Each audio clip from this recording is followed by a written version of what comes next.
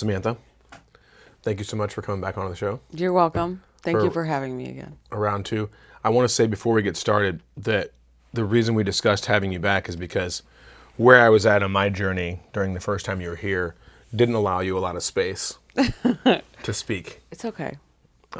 So I'm thankful that you are coming back for the second time.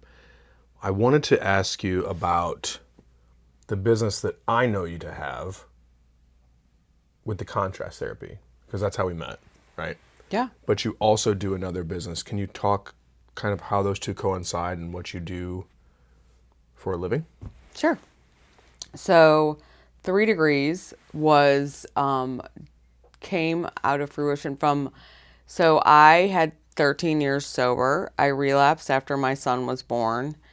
And part of it was due to the emotional trauma that I had experienced throughout my life that I had dealt with like little chunks of it. So it was kind of, my life keeps referring back to Jenga for some reason. So it's like, I'd pull a little piece out that would like just kind of tear me apart, but I'd be working on another piece. So I never quite completely fell over until I completely fell over.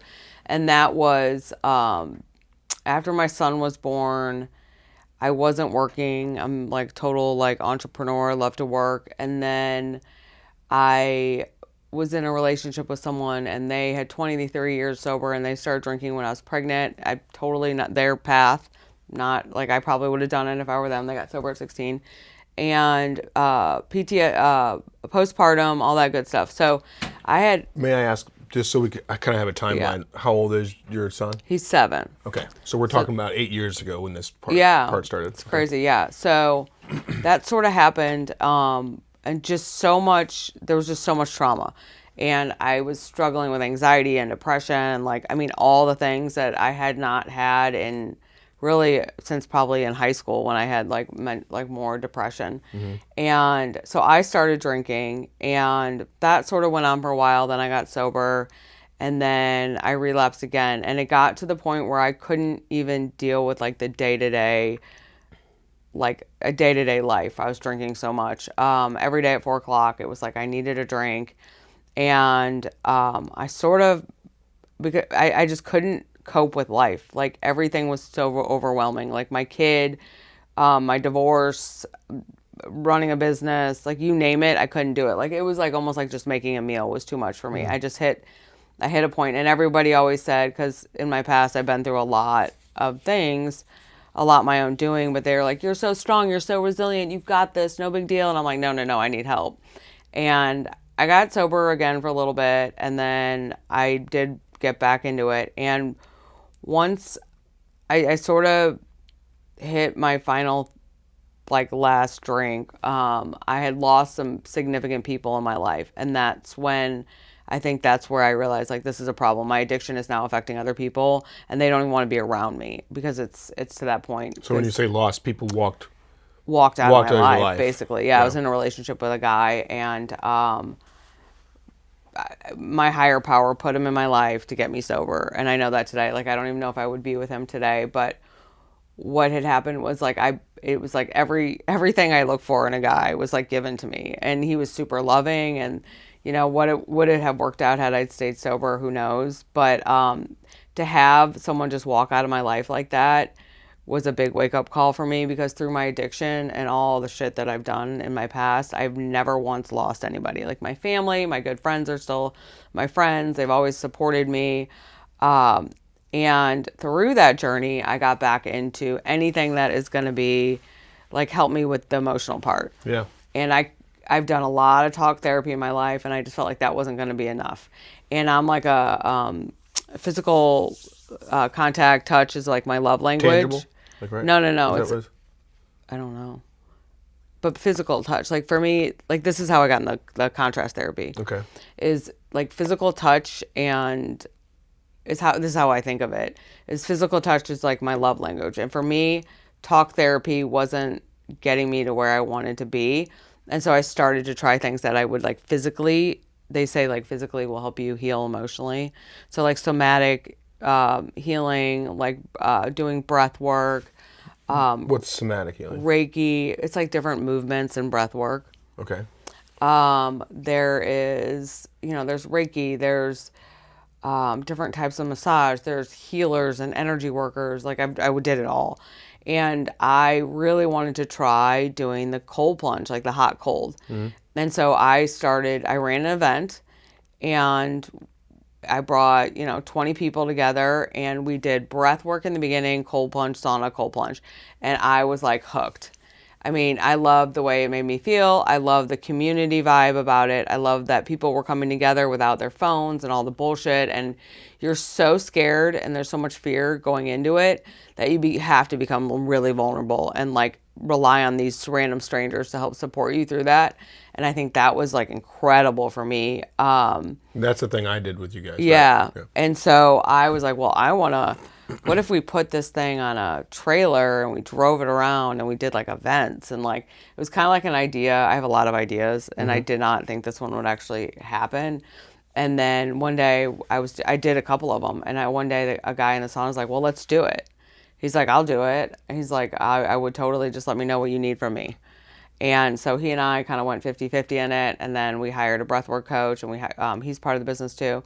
And so it just sort of happened.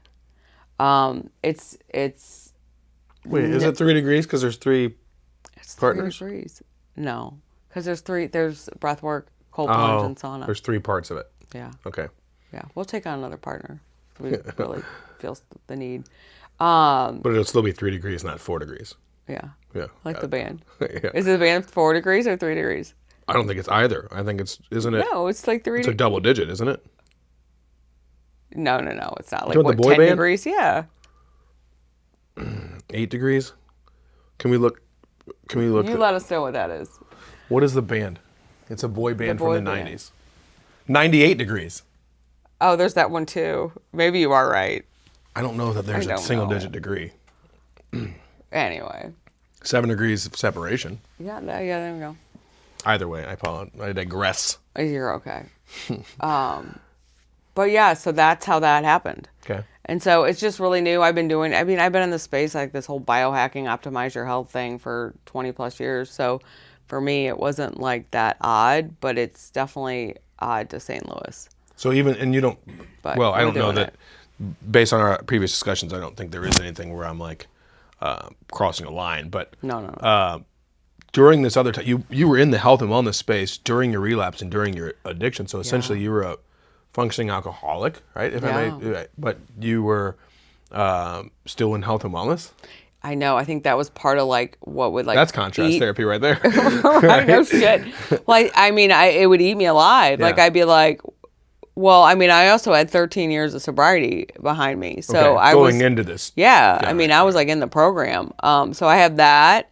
And then, I mean, I was like the healthiest alcoholic. I remember I would buy like vodka derived from potatoes and like, or from grapes. So it was like super clean, like wheat free, corn free, all the fucking things. And I remember when I started leaving Schnucks and like I would just get the shitty airplane bottles, I was like, this is fucking bad. Oh, of liquor, you mean? Well, yeah, I was like, this crap. But yeah, and I think that guilt was part of it. And I was a trainer for so many years, and I think I need a lot of stimulus in my brain. Like I need a lot. Like I have a lot of ideas, a lot of creativity. I always come up with new business ideas. And so for me, I think I was getting bored. I always say only boring people get bored, but I don't think I was like, there was no, like I wasn't stimulating my brain training people. I'd done it for, 20 years. COVID hit, business was slow, and I just needed something new. And so that's when I went full time into my functional diagnostic nutrition stuff. Okay. So that's when I started doing the lab testing and all that. What was it? I don't know. You had never done diagnostics before. Oh, so I switched it. So I'd always been a functional diagnostic nutritionist. So I always ran labs, but it was never my full-time business. So Yeah. I switched it over thinking that would get me sober. I decided to have a bat mitzvah. I thought that would help. I was trying anything. Wait, why a bat mitzvah? Because, Is that about like a rebirth thing or a new beginning? Like how? no. Because I've always known it to be something that you do at a certain time period in life When you're through the Jewish 13. community. 13? Yeah. So it's kind of like when you become an adult teenager, I guess. So I asked for a bat mitzvah when I was little. Mm-hmm. This is a good one. So I wanted one when I was little. My parents said no. They threw a party. And then and we can get back to this, but I was in prison. And so when I was in prison, I saw the power of religion. And so there was one Jewish girl that I would hang out with in prison. Just so we can all follow, because I'm very ADD, as you know. So that the bar mitzvah we're talking about, and it's bar for women and bat for men. Yeah. Right. Okay. There was a gap. And we can go back to it. But Yeah, there I was a had gap it at from 42. Yeah. But there was something missing in your childhood that was a trauma almost, because you wanted one then and didn't get it. Well, yeah, I guess maybe it was a trauma, but like I don't know. I always craved like that. I thought it was like cool. Like I wanted to do it. I wanted religion. I wanted to have a bat mitzvah. My parents were like not religious, but I spent my whole life terrified to talk about religion to anybody because I thought that would just like attack me or get mad at me or I'd sound stupid because I wouldn't know what I was talking about because I knew nothing. I knew nothing. I still do not know a lot about religion. And, you know, when I was in prison, I had my cellmate, her mom was dying, and you're either allowed to get furloughed out to go visit your family or you are allowed to go to the funeral. So they didn't allow her to do either one of that. And her mom ended up dying. So I was with her through all this while her mom was dying. And then her son was being raised by like Hell's Angels, the biker gang, like was just like, and was her son, like now I can't imagine it. He was like 3 or 4 years old. She had no control over that. And so I saw the power of her reading that Bible and what it did for her. Like it saved her fucking life. It was just really, and not that I say like the Bible's going to like, it wasn't that. It was just the power of religion. I saw what it did for the women who went every week to go to church in prison. That faith or something to believe in It's that's exactly beyond yourself. Yeah, it's just I never had that faith, and I think that maybe if I had that, maybe I wouldn't have gone as deep as I did into my addiction and done all the stuff that I did earlier in life to land me in prison. Or maybe the power of that is why you did go to those things, because sometimes you got to go through the storm to become a good sailor, kind of a deal, right? Like true, very true. I mean, I was always spiritual, but yeah, I don't know. And then I went to sweat lodges every weekend in prison, and so I was invited by the Native Americans to practice their religion, and so I did that. That is like a powerful thing for me. Sweat lodges. Is that a breath work thing too? Isn't there breath work incorporated? No. Mm-mm. No, they do like typically it's like 4 rounds. Is there a chant? Of sessions? It's not just there's a there, lot right? of singing and chanting okay. and praying, and that's like really spiritual for me. And so I don't know. So after my relapse, I felt like I want my kid to be able to have that foundation that I didn't have. And if I'm going to have him go through it, I should go through it. And so I went and reached out to a rabbi, and I did the work and had a bat mitzvah. Okay, I get that mentality. So it's a more spiritual version, but it's along the same lines of I've had not a lot of friends, that's a gross exaggeration. I know 2 individuals that hadn't finished, one hadn't finished high school and one hadn't finished college yet. And they both went back because once they had their children, that's, at some point I've heard somewhere, and I may just not be verbatim, but basically your kids will find out that you're lying at some point about you can be whatever you want to be. Or there comes a time in your child's life when they're going to say, if I can be anything I want to be, are you what you want to be? Yeah. Right? When you think about it in that aspect. So like, that's kind of why I started diving into my stuff, because as my kids grow, it's like, you could tell your kid, anything you want to do, man, it's just hard work. Oh, well, what are you doing? Yeah. Oh, yeah. 100%. So it's tough to go into, well, I won't. I guess. Well, they pick up their like little sponges. They wash everything. It's tough to go into your retail job that you hate and then tell your kid that they can be the president. Yeah. Yeah. So. Unless they don't know that you hate your job, I suppose. But. Yeah. I mean, I've ran into some people like a Target that love what they do, and they're jovial. I always love all my jobs, and to some degree. I mean, even in prison, I remember I had a landscape job. I mean, you get paid 2 pennies an hour. But I worked so hard. I worked harder than I've ever worked at any job in my life. And it was like physical labor. Well, it's probably fulfilling when your rest of your day is filled with nothing. That gives you some I fulfillment to loved go back it. in. And I learned I got licensed to drive like a genie boom, a backhoe, a road grinder, a bulldozer. I only know like 2 of those things are even. Oh, all of them. Yeah. I was like, what are we going to learn today? Genie boom sounds fun. Genie boom's not that exciting. It's that big blue thing that goes up and like removes signs. I thought it was called a cherry picker. Oh, maybe. Might that be another name for it? I don't know. I don't know. Or a bucket? Yeah, Like a that lift takes you bucket? up. Yeah. And then a backhoe, the one that looks like a finger. I had one job that I disliked the most. I worked at Gap in the mall for like 45 minutes.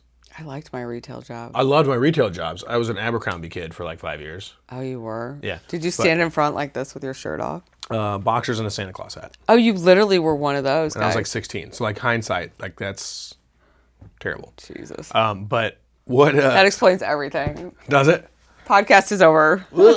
But there was the Gap thing I remember, and just a quick anecdote is like we were folding clothes in the back, and there's a bunch of trainees. This was a holiday season, so there's a lot of extra people, and it was at West County Mall, no, Chesterfield Mall. It was at Chesterfield Mall, and there's a bay door, like a garage door that exits, and it was partially open. And I remember like people were telling jokes, and I told the joke, and the manager was like, "Hey, that's not Gap language," and I laughed at that. And then he's like, "I'm serious." And I was like, "Oh, really? Really?" And like the people around weren't laughing either. Like everybody was like upset because it wasn't Gap language. And I was like, "Okay." Oh, God. And so I just like set my folding block, those little like clipboards that you use to Yeah. fold Oh, clothes yeah, over. yeah. I set that down and I just walked out the garage. And as I was going under the garage thing, he's like, "Where are you going?" And I'm like, "Oh, I'm going to take off." And he's like, "But it's not break time." I'm like, "No, I mean like permanently. Like this isn't for me." It was 45 minutes into it. But I was like, anybody that's going to be like, "That's not Gap language," no thanks. so I'm not working funny. at a fraternity. I would have asked what that meant. I'm trying to think if I had a job I didn't like. What was your job that you spent the least amount of time on before you left? Left to go where? Just quit. Oh, I'm like, where am I going? I don't know. Because that might be the one you That's what I'm trying to think least of. liked. I don't know. I've always had so many. At a time? Yeah. I think my jobs have never been like fully, like I don't have to commit a 9 to 5. Except Yeah. for when I worked at Ann Taylor Loft. So I think that's my key is like because I have ADD and ADHD, and I'm all over. I need a lot of like variety. Mm-hmm. So I'm always like, man, I'd love to just go be like a union worker and drill holes. And I would love to just like, can you imagine going home at the end of the day not thinking about work?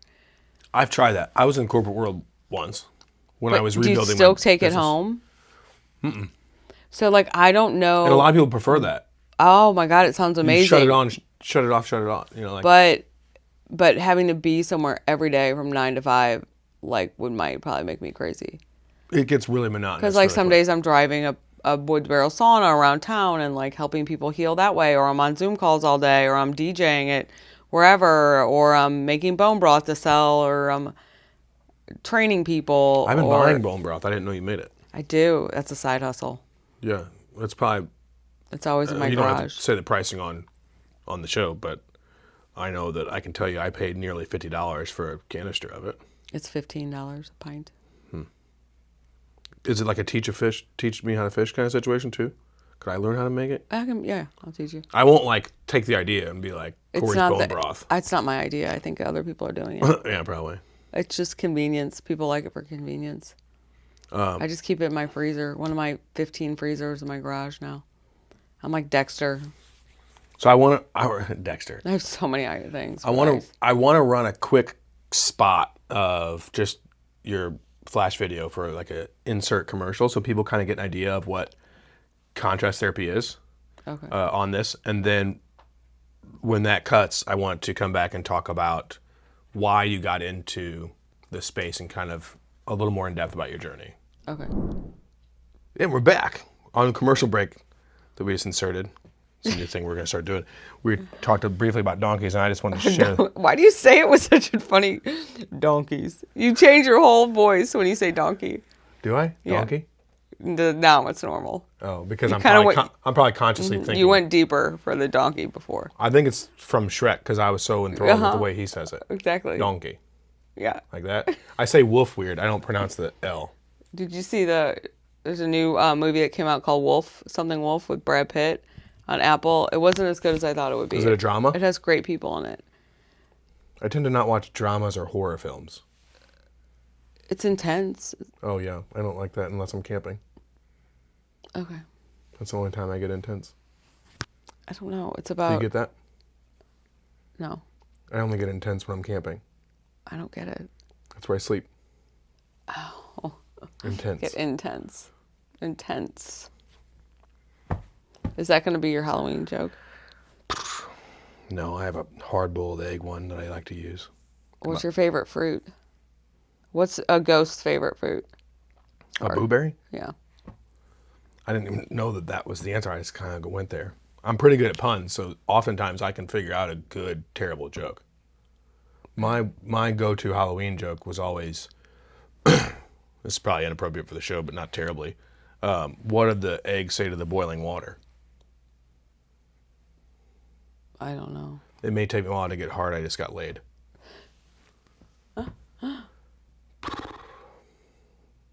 Should I have my 7-year-old do that? Yeah, that's all. It always goes over well. That's just what he needs. I stick it. I stick to the how do you make a Kleenex dance stuff with the 7-year-olds. Put a little boogie in it.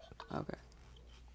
We should talk about what your kid's doing for Halloween. Halloween. He's on costume number 2 already. He's always a 4 costume guy. Oh, dude. So one year. September 25th. There was a Spirit Halloween opened up early this year or something, and he was on it. He was like, "Dad, there's a Spirit Halloween opened in Fenton. Let's go." So Jax asked to be an escalator one year. An escalator? I built a fucking escalator. So I took a box and I built stairs extending out in front of him. Yeah. And then I put tinfoil all over it, and then I drew the lines. Okay. And I made the sides silver, and then I put suspenders on it that were yellow. And then I put caution on it. And he goes, "Oh, it's just like the Galleria because the escalators never work." Yeah. So he was a broken escalator from the Galleria. Tyson's never been in anything obscure, but he asked Santa Claus one year, like spur of the moment, because I hadn't heard anything about it. I remember his brother was standing with him, and he asked Santa Claus for a mini fridge. I was like, "A mini fridge?" And my oldest son looked at me and was like, "What is he talking about?" I'm like, "I don't know, man. I've never heard this. This is the first time I've heard this." And he's like, so I can keep, and again, this is another part of the story that was weird. He goes, "So I can keep yoo-hoos and snacks in it." I'm like, "When have you had a yoo-hoo?" Like Yoo-hoo. Twice, maybe in his life. But I don't know. Kids say the darndest things. The darndest things. Well, I caught Jax with a lighter in his bathroom lighting shit on fire the other night and a couple hours after bedtime. Oh, yeah, that's boy stuff. I That hope happens. so. That's what everybody says. Yeah. I've done that. And then he stole. Both my sons have done he that. stole 2 reams of paper from school that I found the next morning in his bed, and I'm like, okay. So we go back to school early in the morning. We take the paper. We apologize. We talk to the principals, and we're sitting there, and he goes, "But guys, the paper says free." And we're like, "What are you talking about? Where?" And he goes and he pulls the ream of paper out, and it says jam-free paper. So I wonder if he danced. I'm screwed. Do you think he danced when he took it? Because he was being real practical. Jam, free paper. So he's like jamming, taking it. He's like, "Oh, do all the things." Yeah. He's boomboxing it. So, 3 degrees, but prior to that, you were doing this other stuff. What was it? Was it the addictions that got you into the health and wellness space? You were saying that like it's your yes mode type of thing, and you were doing all these different modalities. But then I'd imagine to be an influencer the way you are, you've got to have some extensive knowledge, right? Are you getting certifications? Yeah. I mean, I've done a ton of certifications. What is that process? So I'm constantly going to like health and wellness conferences or getting certifications, stuff on gut health, stuff on functional medicine, working with supplement companies, stuff like that to stay on top of that. But so I was always a healthy person. So that's not true. I'm totally fucking lying. I struggled with my health growing up. So I had chronic stomach problems, chronic like exhaustion. I remember like I would always be really, really, really, really tired. I would always have like bloating. I remember I was like always felt really puffy. I always craved sugar as a kid. I never had a lot of hormone problems as a kid, so I don't think that was a Kid, picture. as in prepubescent? As in starting in 5th grade is when my stomach Oh, problems okay. So started. this is like young adolescence. You had these issues. So in 5th grade, and so it was my dad's Western medicine, and so it was just very, like, I just kept taking medications and all that kind of stuff, and nothing ever really got better. Anybody that says the term Western medicine usually has some kind of holistic training. Yeah. Because other people just call it medicine. Yes. Well, yeah. True. Well, he's just very like, this is what you do. Like, he's not even trained in half that. He's an orthopedic surgeon. Well, so. it's like whatever. But you like call he it, was like Western always extremely overweight his entire life. more But he's reactive. an orthopedic surgeon It's more who tells reaction. people. Yeah. Western medicine. Yeah. It's more like. Well, they band-aid. They fix the symptom. Yeah, you don't prevent. And they don't go to the root cause. So I try to figure out the root cause of the issues. But anyway, so I was like a sickly human, but I was a very functioning sickly human. Always an athlete. Division I. I went to Michigan, was going to be a Division I rower. I didn't stick around for that very long. It was hard. But I was, I rowed all through high school. Our crew was like the number 1 varsity 8. That's pretty cool. I don't think I've ever met anyone on a crew team. Yeah, I was a big And I was rower. a big fan of that movie, The Skulls, with Dawson I did synchronous. Pacey from Dawson's Creek. yeah, What's his name? Joshua Jackson? Yeah, I met him one time at a bar in Michigan.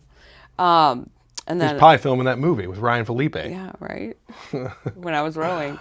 And yeah, so I was always an athlete, but then I went to college, but I was also like a delinquent. Like freshman year of high school, I was like running away from home and drinking and like doing all the fucking things. I had a lot of God signs saying that I should probably not be using any kind of mind-altering substances or at all in my life. Like in 8th grade, I got arrested on our school field trip to Six Flags for our graduation trip. Like it just was constant like signs. But freshman year was like my insane year. I was like a nut case. And then I kind of got my shit together and did really well. Then I went to Michigan and then I started drinking and always a blackout drinker, but never really got back into drugs at that point. But did really well for the most part through college, and then, but still like struggled with my health. Like I still had stomach problems, still had bloating. I remember it was just impossible for me to lose weight. And But that's not necessarily an addiction thing. That's just a health thing, right? Yeah, I know. I remember I went to an iridologist at one point in college where they like read your eyes. Huh. Yeah, they read like the lines in your eyes. So I was always seeking out something to feel better when I was in that like super healthy kind of period of time. But There's a medical thing to the lines in your eyes? It's not like a palm reader thing, it right? is like a palm reader thing. Oh. I think. Yeah. So it's a holistic deal. Yes. It's not Oh, yeah, like for sure. You're not going to an optometrist and he's like, No. Okay. They told me some weird shit. I don't know. But I did get diagnosed with hypothyroid from that. And I do have it. So that came out. But that's of a it. reverse, right? If it's hypothyroid, it works slower. So I always say to people, hypo is like you're a hippo because you're heavier. Yeah. And hyper is like you're like fucking hyperactive and Right. skinny. And So it'd be counterintuitive to what you might think it is. Like a hypothyroid, you're gaining weight. Yeah. Because it works slower? Yeah. What does the thyroid do? Thyroid, it's sort of like your energy function of the body. Okay. So, but if people who are suffering from like thyroid issues, a lot of times they'll have like thinning in the eyebrows. They're freezing all the time. They can't lose weight. They're super tired all the time. Those are some of the main symptoms. I've always known it to be a Constipation. lethargic, like overweight or obesity type associated thing. It's because I'm pretty ignorant to what it is, but I've heard it in those terms before. Like, oh, I can't lose weight because of my thyroid. Yeah, but it can show up in other ways. Like a big one is constipation. I got a lot of women who come in who have like severe constipation, but that's thyroid. Yeah, not all that, but it's, we got to take a whole body approach. So you got to look at everything. You can't just like, for me, it was like I was still not healthy because I wasn't dealing with the mental and emotional, but I was doing all the other shit with the supplements, running labs, working out, you name it. Well, that's a big key factor that I think a lot of people miss, that I've just scratched the surface of, is like, there's a lot to be said when you say whole body.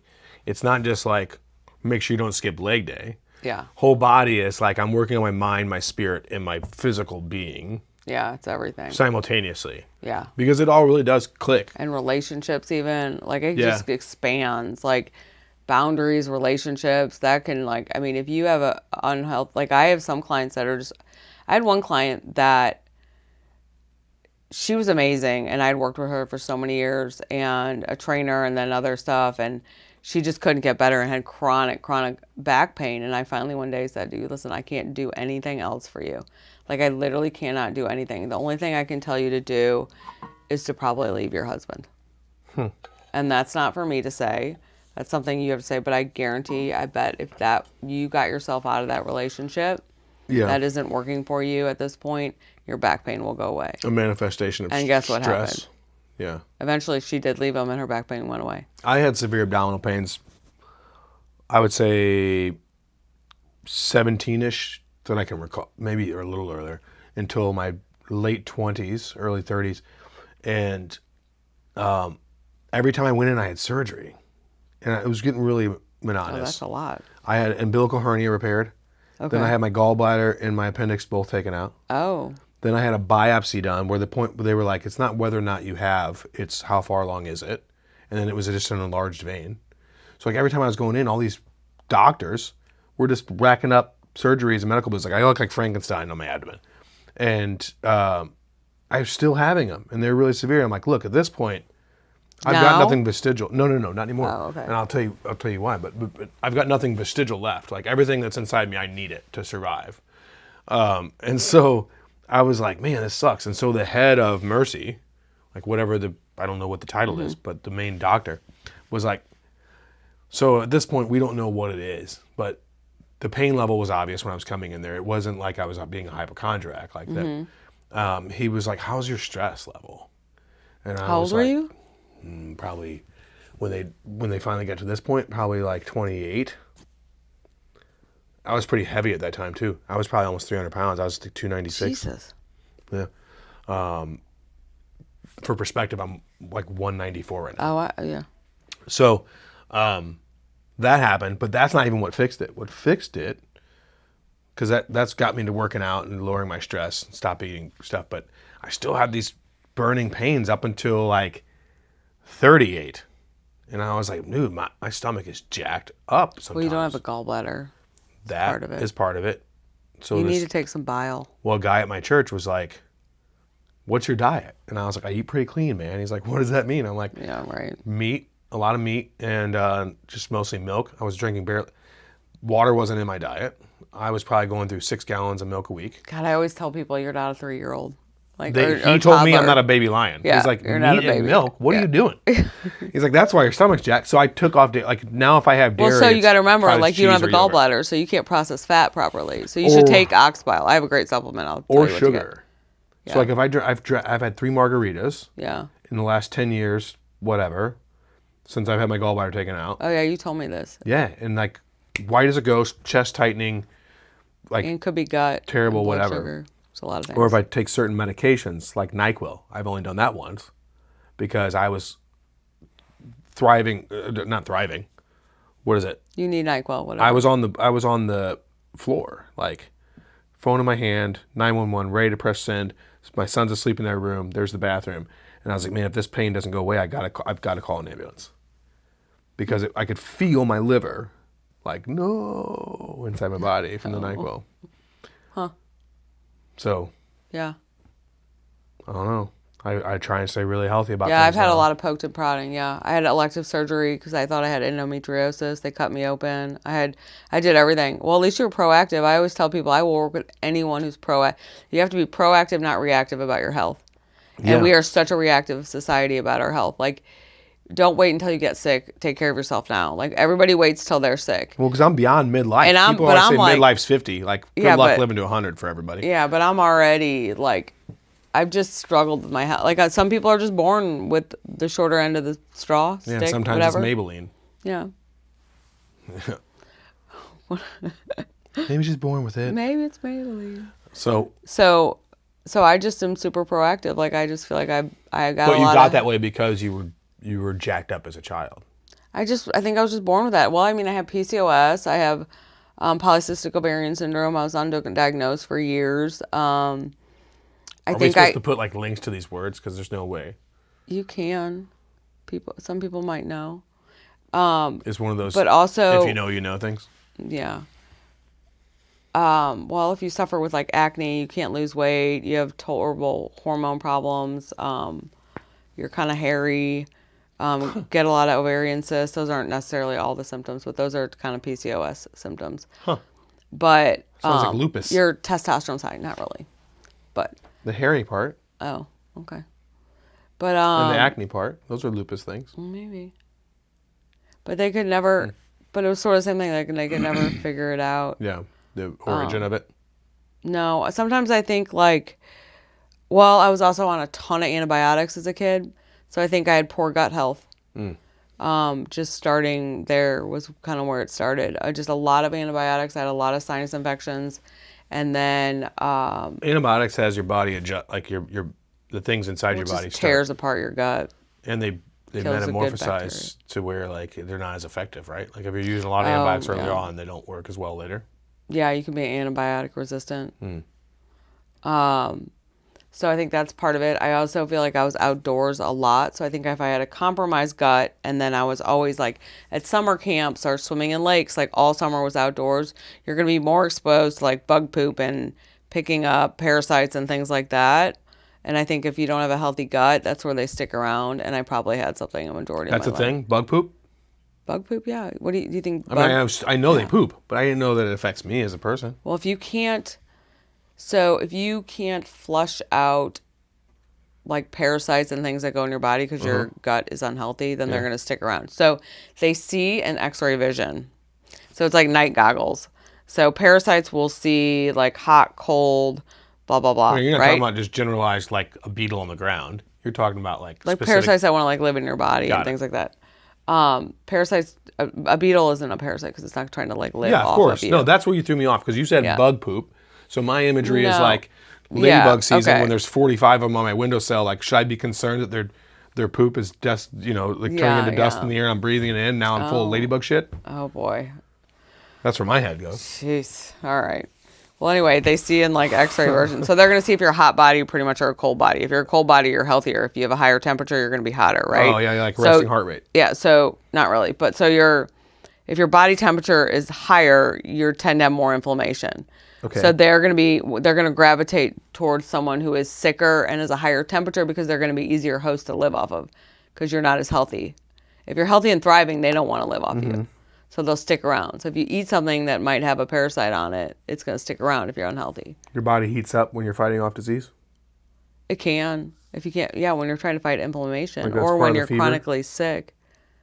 Yeah. Well, your body's natural response is like, when you get a fever, it's your body's way of helping you like get through whatever the illness is. It's like when you have inflammation around your knee. Let's say you like sprain your knee.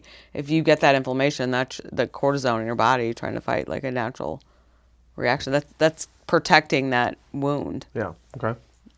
Makes sense. It happens for a reason. So you will notice when people who are chronically stressed out, who don't have they can't respond to like fight or flight, so they can't have a cortisol response in their body properly, you'll see that they don't heal as fast and they can't, like if something happens, like a wound and stuff, they don't get that like inflammatory response that they should get. You'll notice like, I'll ask my clients who have I test for cortisol. So if they have really low cortisol across the board, like I'll ask them if like they get cuts, does it take a long time for it to heal? And they'll be like, yes, totally. Like, or they'll like sprain their ankle and it takes like double the time than like a What's the healthier reverse person. of that? Because I feel like You heal cut quickly. wise, I heal very quickly. Then that's good. You probably have a good cortisol. That's what that is? Well, it's your body. So cortisol is a precursor for cortisone. So cortisone is your body's natural anti-inflammatory. So if you are producing cortisol, you're going to have cortisone. But if you start to run out of cortisol because you've been under chronic stress for such a long period of time, you actually, it's a bell curve. And when you're under chronic stress for a significant period of time, you actually start to run out of cortisol. And when you run out of cortisol is when you, since it's the precursor for cortisone, you don't have enough of your body's natural anti-inflammatory.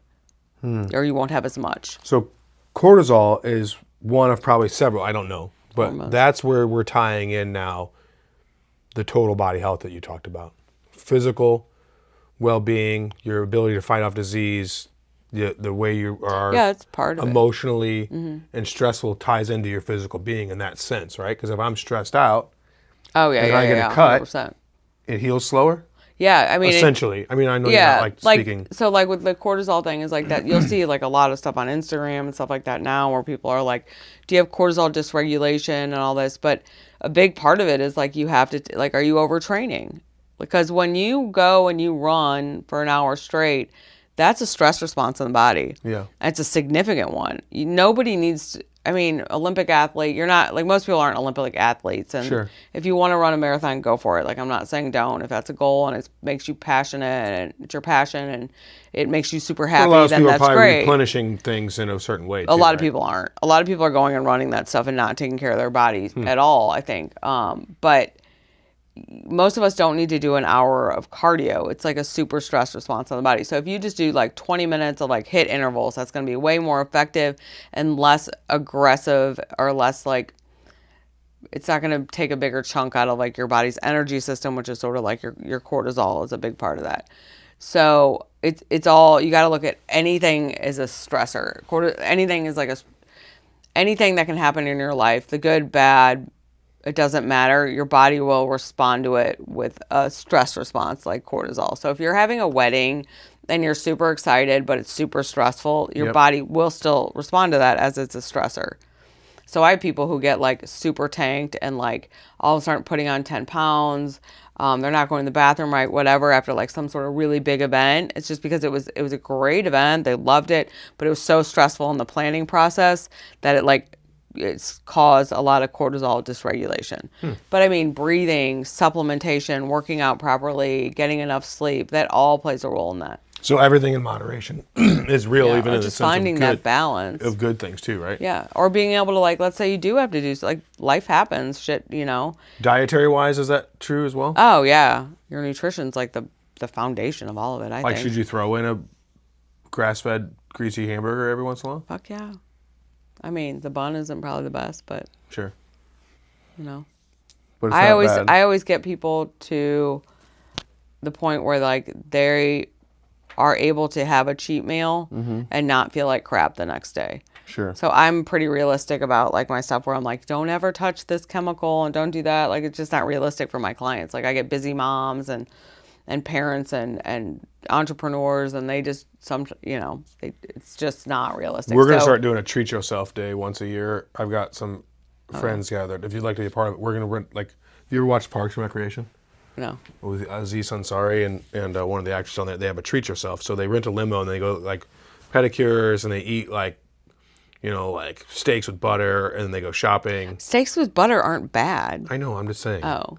Just like treat yourself, right? So like we're gonna do this for a day. So we're gonna do like rent a limo, do pedicures, have steaks, go shopping. Fuck yeah. Like not think about what you're doing. Like just do everything for yourself, whatever you want Okay. for one day. I don't really like to shop, but I don't either. That's At the part where I'm all. not super stoked about. where Maybe if I'm, are like, you shopping going? for Are you going to food. like a mall? The details aren't set yet, but there is a date in my calendar for it. Oh, what's the date? Like Promo. November 10th or 11th or something. It's like coming This up. is right after your other event. That's my charity event. Well, That the has nothing to do 11th with is me. when I can't do it on the 11th. Maybe in the afternoon. I don't have anything on the 11th. I know. 11/11 though. It's my angel numbers. It would be a good day to do it. 11/11. That happens every year, and I never even thought about it. 11/11 on 11/11. It's probably the best time to make a wish. It is. Do you know about angel numbers? I get them all on my phone, like 222, 333 on your clock. Just the I'm gonna start texting you when I get them. angel numbers. No, other than Angels in the Outfield with Christopher Lloyd. No. In a young. So like if you look at your phone, it says 222. Oh, okay, that's an angel number. I always, whenever I see 9/11 on my phone, I always say never forget out loud because of the Twin Towers. And then 11/11, I always make a wish. And then at 2:30, I always make some dumbass comment if anybody's around to listen about going to a dentist. At what time? 2:30. That's funny. You never heard that? No. Oh. What time? When is it time to go to the dentist? At 2:30. At 2:30. Maybe that should be your Halloween joke? joke. I think I'm gonna tell that to Jax because I've had so much tooth stuff. St. Louis. Perfect. is apparently the home of the trick or jokes. treat joke. Yeah, nobody does that anywhere else. That's wild to me. I know. Like when I went to school in Tampa, I was like, oh, it's trick or treat. Like, well, first of all, my buddies were all like, there's this thing called Guavaween down there. It's like a combination of Mardi Gras and Halloween.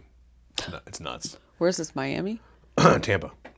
Oh, yeah, And, Florida. There we go. So we took a cab because we were all living on campus, and we took this cab down there, and everybody's like, yeah, dress up. And my two roommates, like one of them put on like a 70s shirt that I had, like this velour shirt that I'd gotten from my uncle with like a big collar. And the other one dressed as, whatever it was like obscure, but could be normal. Mm-hmm. And I had like a full-on wetsuit, like Scuba Steve style. And we get in this cab, we get down there, nobody's dressed up. And I'm like, dude. And they're like, dude, we're not splitting a cab to go back, like, unless you want to walk all the way back to campus. And it was like 3 miles away. I was like, So I was like down there in this wetsuit, and everybody else is just normal clothes. Oh, boy. So, How good about prank, Central though. West End, though? That's a big Halloween. I've done that when I was in my 20s. I've never done it. You don't want to go now. I don't like to go places where I have to hold my drinks above my shoulder, or if I can't hear the people I came with. Even when I was in my 20s, Why do you have to hold your drinks above your shoulders? It's wall to wall. It's a madhouse. Oh. You can't move around. Don't drink.